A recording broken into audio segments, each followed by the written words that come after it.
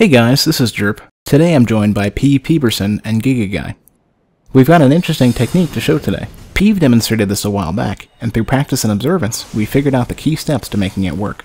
So, backstabs. Everybody hates being backstabbed. It always looks a bit laggy and tends to deal a lot of damage. There's a variety of ways to spot an incoming backstab and various counters that can be employed in response, but that isn't what this video is about. The point is, eventually you're going to get caught by a backstab. There's always a careless moment, a spat of lag, gank squats, or simply being outplayed.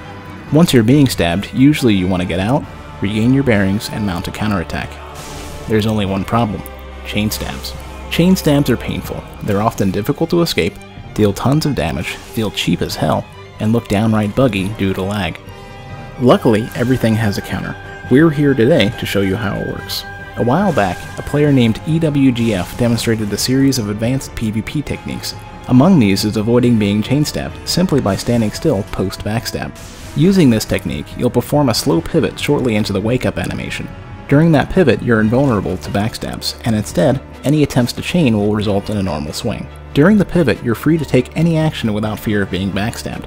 This is often used to safely roll away from the enemy player. Let's take this a step further. Consider instead turning to face the enemy player.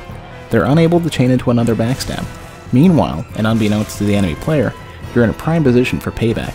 It's at this exact moment, facing the enemy player, that you can safely attempt to parry. Just make sure to first wait for the slow pivot to start, and then wait for your character to be facing the right direction. To make things easier, you can lock onto the enemy player shortly before you get up. You still need to wait for the slow pivot and manually turn before you can parry. This method is generally best for fighting a single enemy. Countering without a lock is best when fighting multiple enemy players, and the lock behavior doesn't always acquire the right target. Once you've mastered this technique, backstabs and gank squads should be much easier to deal with. Thanks again to Peeve Peeverson and Gigaguy for help with this video. Thanks for watching, and for more videos, don't forget to subscribe to this channel.